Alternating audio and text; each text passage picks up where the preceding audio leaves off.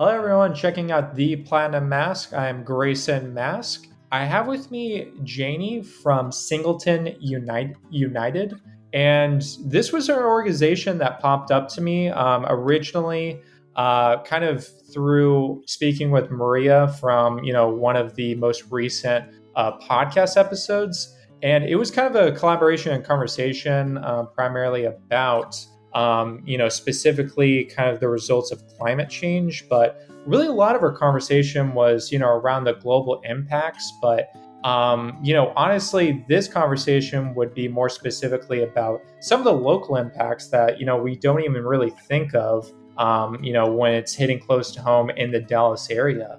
Honestly, kind of a group like Singleton United makes you think of kind of, how pollution affects a neighborhood possibly right next to you. So thank you again, Janie, for, taking out the time today to be able to talk about your own experiences with this organization and kind of what led to its growth and development. Thank you. Thank you so much for having me. Well, I guess I wanted to kind of first ask about, specifically maybe your upbringing kind of in the West Dallas area. I guess specifically like, what was kind of what was it like growing up in, that neighborhood before? And did you grow up specifically, I guess, a lot around like a lot of pollution with these facilities? Yeah. So the area that I specifically live in, it's been called the Singleton Corridor. And specifically, there's pockets of residential neighborhoods embedded within industry. So yeah, so for example, I live close to the railroad tracks, or Union Pacific railroad tracks, and behind that there's the Lone Star Industrial Park, where there's lots of companies, different industries, and of course down the street from me is GAF, right, the asphalt shingles manufacturer. So there's residential areas right next to industrial or commercial areas. So it's been like it's sort of a mixed between what you would find in this area. So there's, like I said, there's pockets of residents, but it's not surprising that there's big industry kind of separating us. Even if you go further down east on Singleton, there's a lot more past Westmoreland. There's a lot more industries out there, bigger industries there. So yeah, so this area has been always this mix of having industrial, commercial, and residential.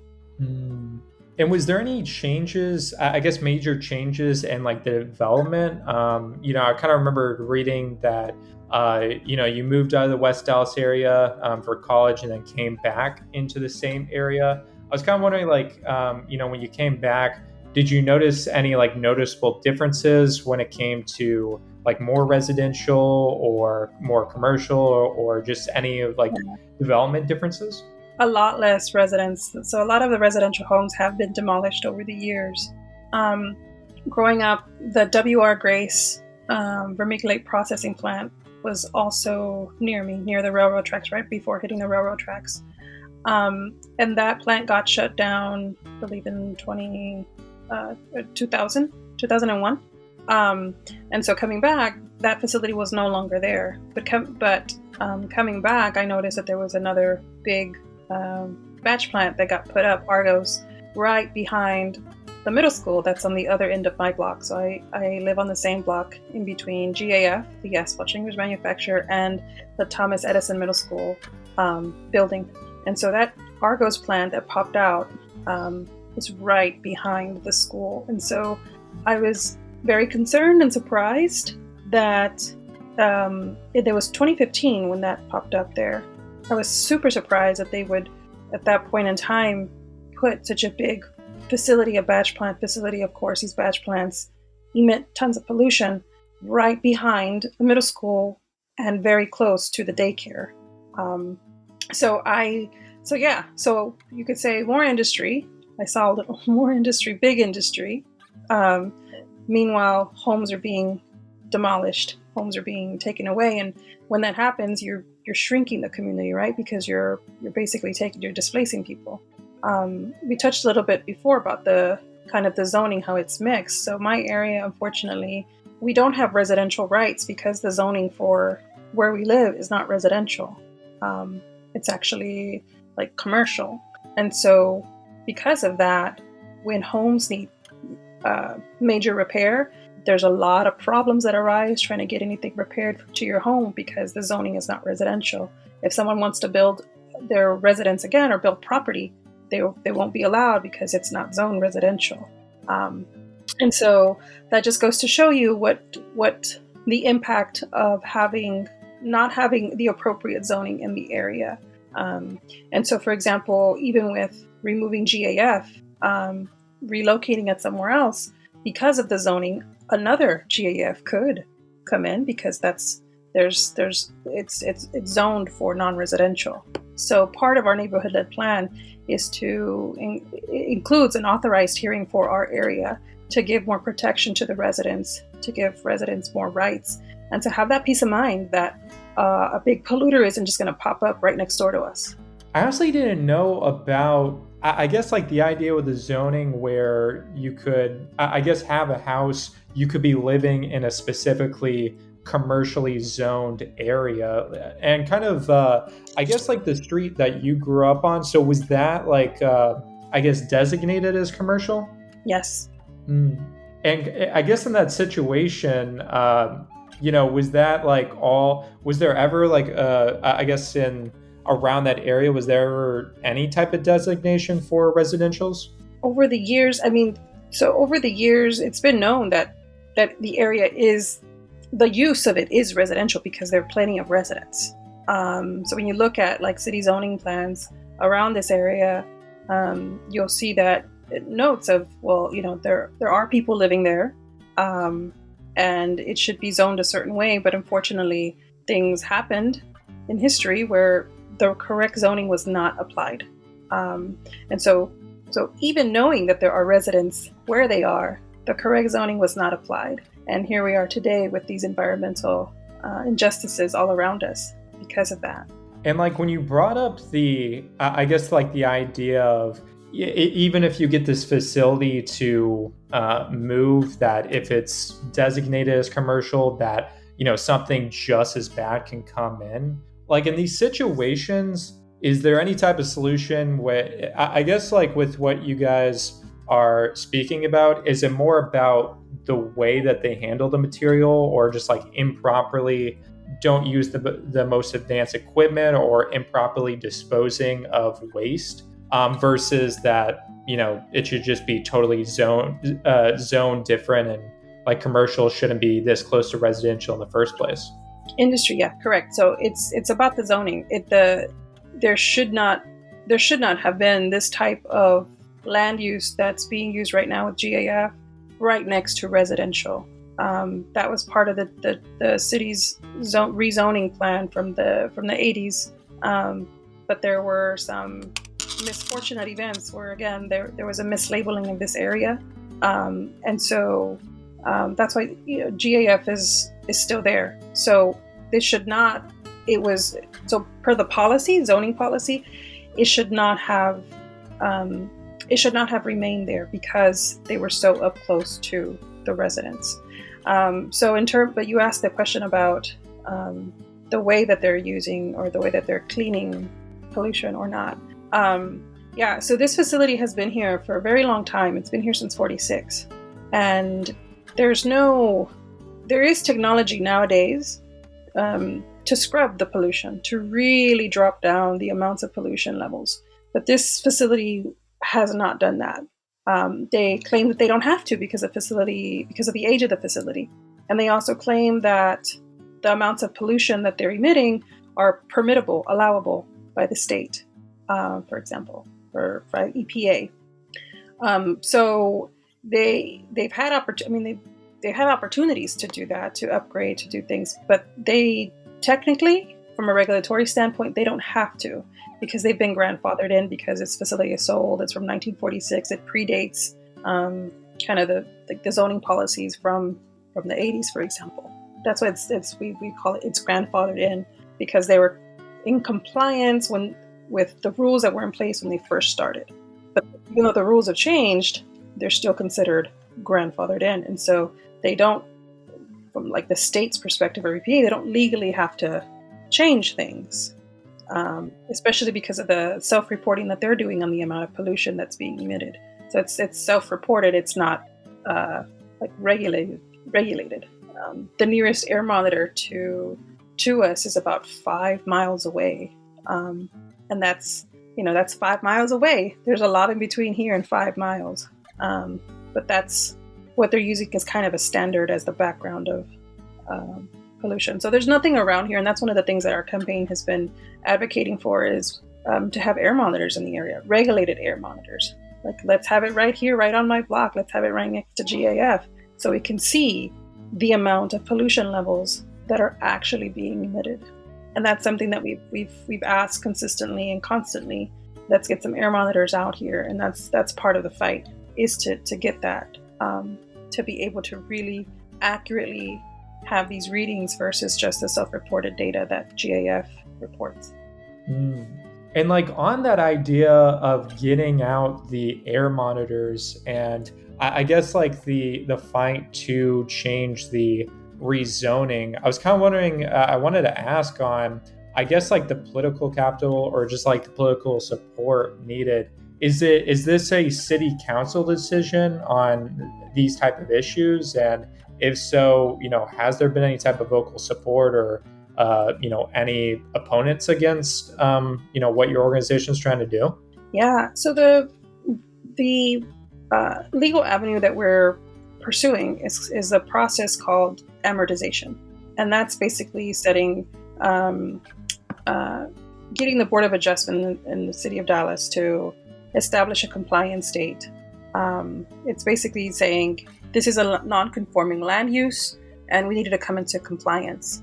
And so in order to do that, it's a proceeding where a case is presented to the Board of Adjustment, and there are 9 factors to prove whether or not this non-conforming use has adverse negative impacts to the community. And that is something that we are pursuing. We're building that case for that to show, hey, these 9 factors, and that includes things like looking at the characteristic of the neighborhood, looking at the number of nuisance complaints, hours of operation, the amount of dust. There's different things that are looked at for this, and we've been building a case to say, yes, this is a non-conforming use that has serious adverse impacts in the community. The Board of Adjustments should set a compliance date. That's our way of getting this facility shut down. We had a GAF debriefing meeting at City Hall at the beginning of this year, where there were several representatives from different departments in the city of Dallas, such as the Planning and Urban Design Department, the Environmental OEQS, Office of Environmental Quality and Sustainability. The Board of Adjustment was representative, city attorneys, and also our councilman, Omar Narvaez. So we are part of District 6, and Councilman Omar Narvaez is our district councilman.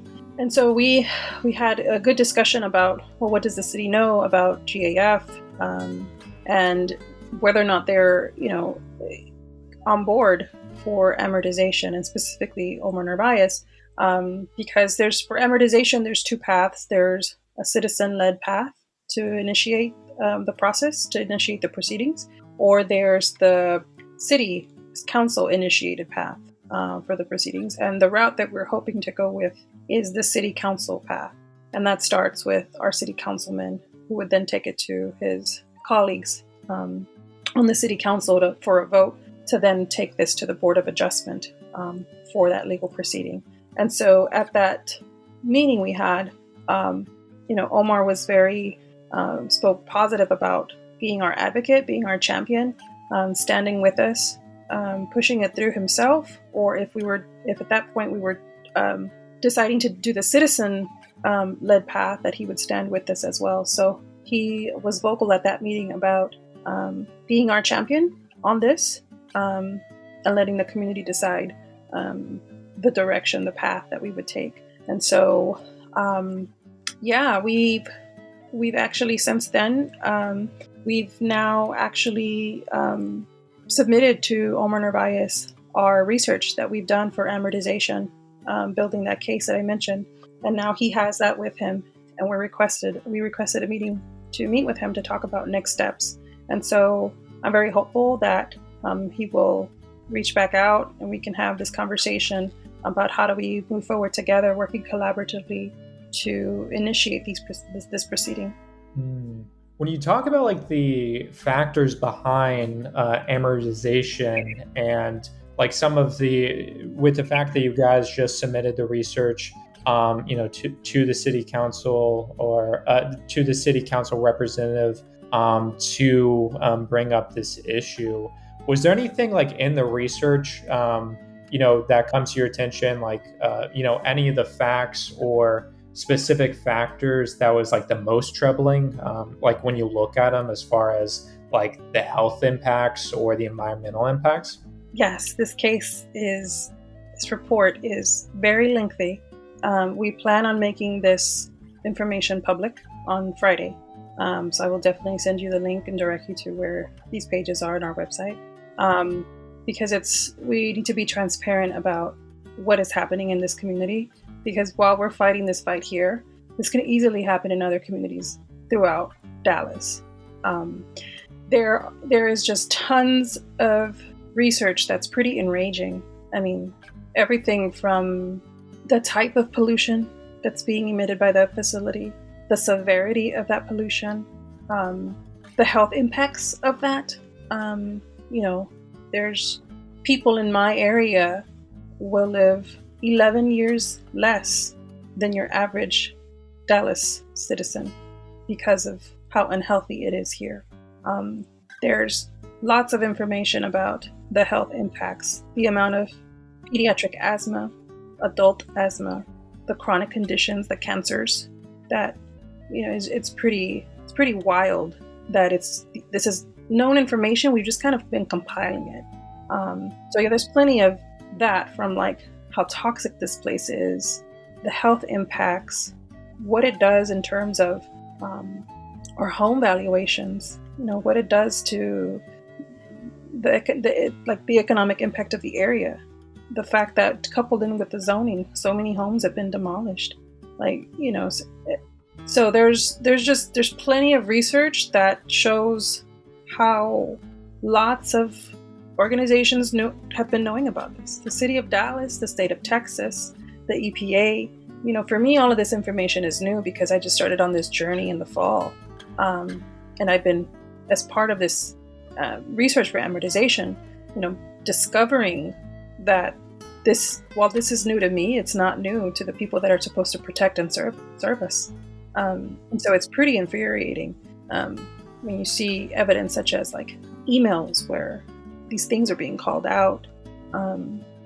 So there's plenty in the documentation that shows just the adverse impact over the years in this community, how it's affecting the neighborhood, and quite honestly, it's no longer fit for the vision of West Dallas. There's tons of work right now being done in West Dallas, tons, and even the city of Dallas has Forward Dallas. It's a comprehensive land use plan that's coming to Dallas.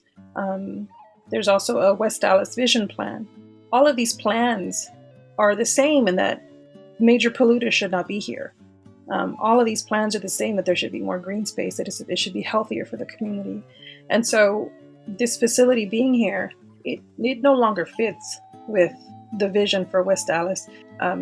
So there's just plenty to look at and to call out in terms of, wow, this facility should definitely not be here. It's not good for anybody, and it's so sad that it's been here so long and devastating the community in the way that it has been. Like I said, you mentioned the character of the neighborhood. I mean, when you think about it, it's just like, why would this monstrous facility be right in the middle where all around it people congregate? There's residential homes, there's community centers, a lake, churches, daycare, schools, a shopping center, and yet this monstrous facility with its major tanks is just sitting in the middle of it.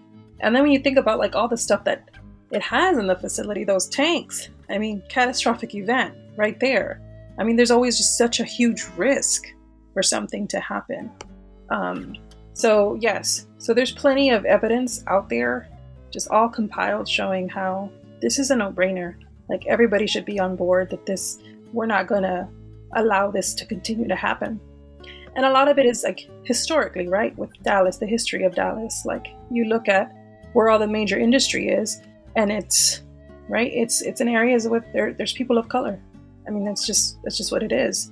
You look at that. Our zip code is the worst by far in terms of pollution and the negative health impacts. And so you can see where they are. And so it's just been, from the get-go, there's been an environmental injustice, and we need to really face the reality of there were mistakes made in the past that really need to be rectified, and we need to fix this. And like, really, when you talked about the statistic, I mean, it's really troubling when you're kind of bringing up like the fact that you have the evidence to say, a person living there is going to live, their life expectancy is, this many years younger, this many years lower than, a typical American.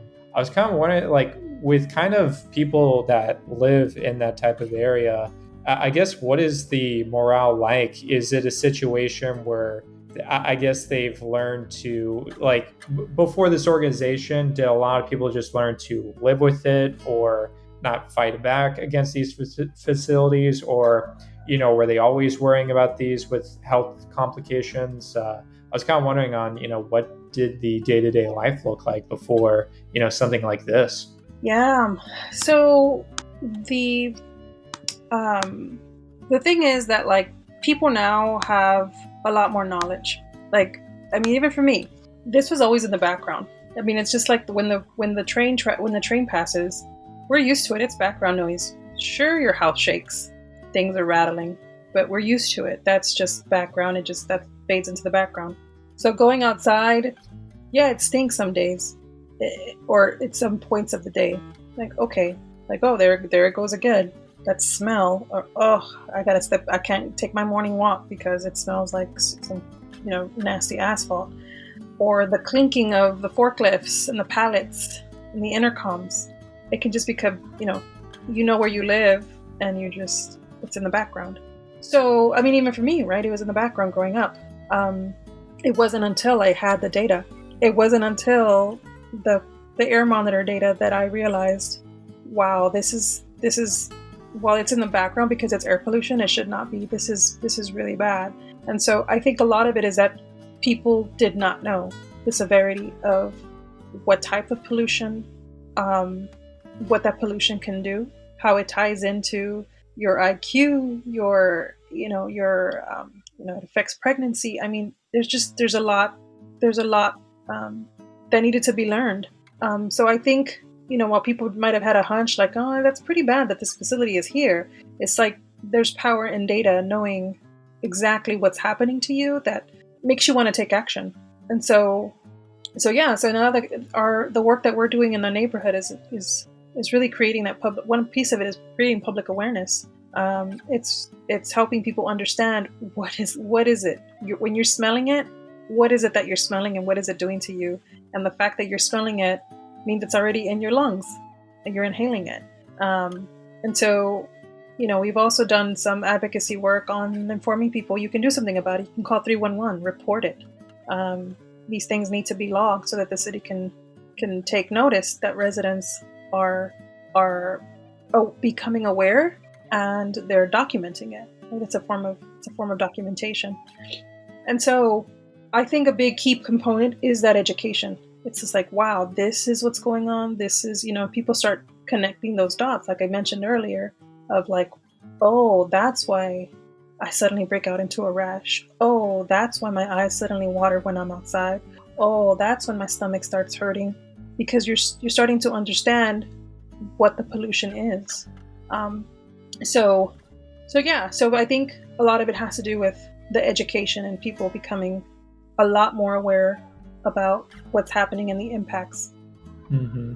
And when you kind of mentioned on the idea of really with the different opportunities with the amortization project and with it being either a civilian or a city council, I guess, option, I was kind of wondering, with the citizen option, I guess what the strategy behind that looks like. If it's not through the city council, what can, I guess, like the citizens of West Dallas do when it comes to getting something like this passed? Yeah, so it's the same where you have the same application to the Board of Adjustment.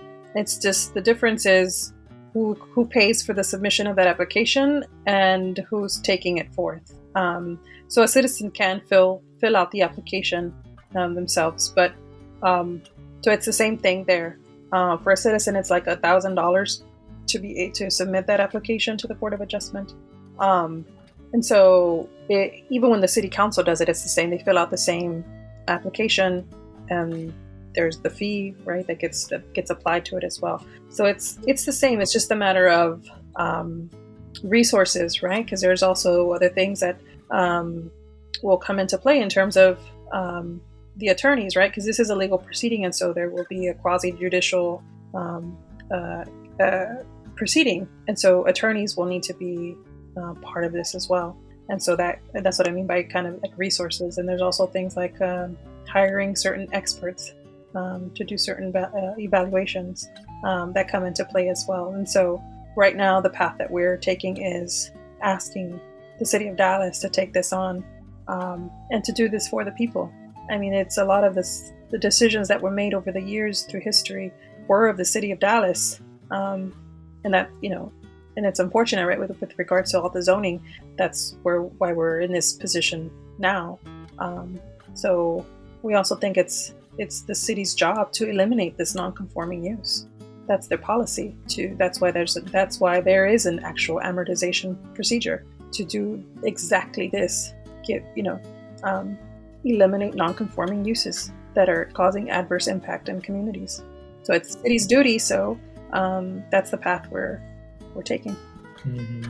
And to kind of like wrap everything up, I honestly just wanted to ask, if there's any specific upcoming projects related to the organization, whether it's with the process, behind getting rid of GAF, or if there's anything involved with any collaborations you guys have in the community or any upcoming events.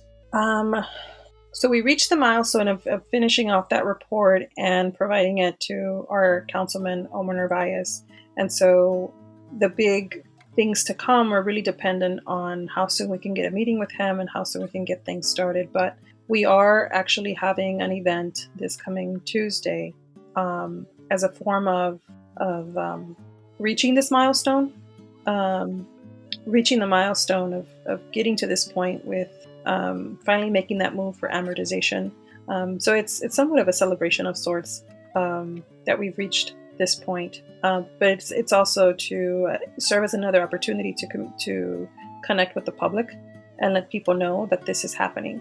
Because like I said, it's been a private email, right, to our councilman, but we haven't made any of this public on our site. We plan on doing this on Friday.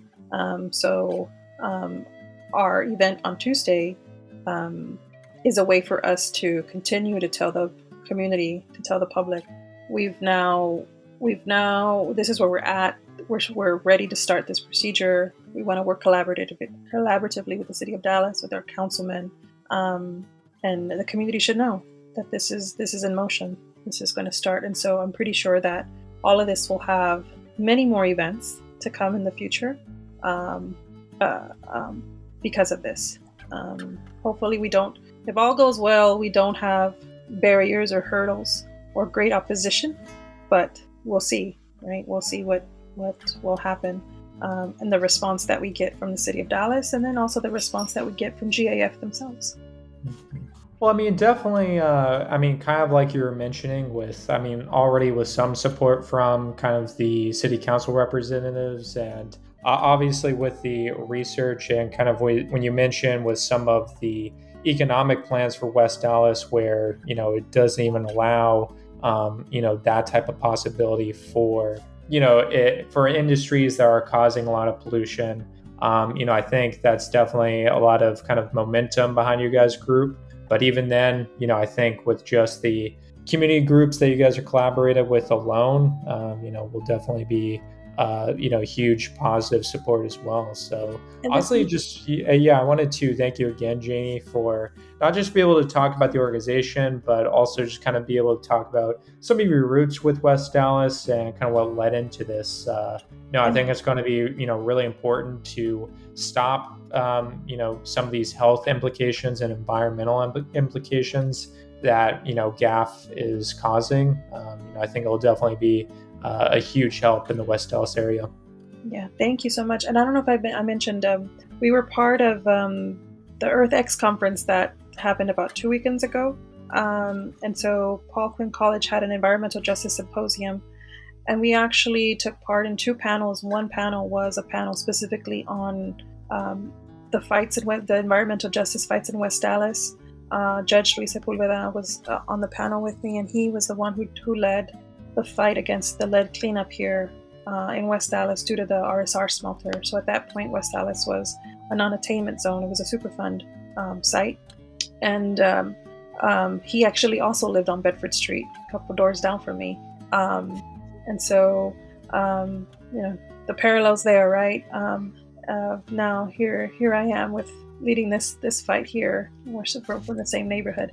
But it was really great to hear from him, right, about how this is similar, how it's different from the lead smelter fight.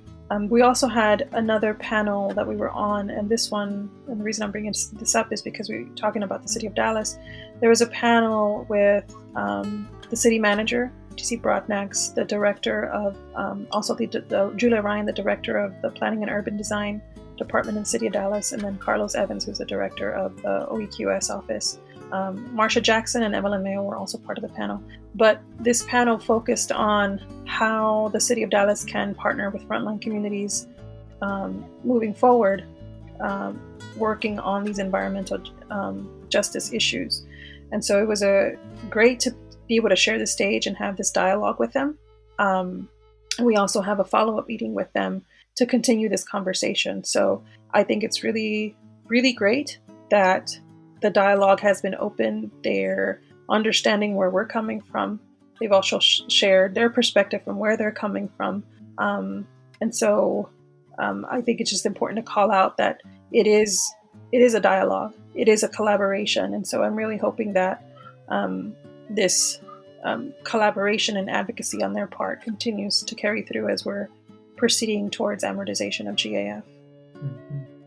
No, I mean, thanks for kind of, those final shout outs as well. And yeah, kind of, I guess growing up the same area, that's definitely is kind of weird parallels. But no, I mean, kind of like you mentioned, there might be similarities or differences between maybe other pollution effects, but, I think all of them are for the positive changes of the local neighborhoods.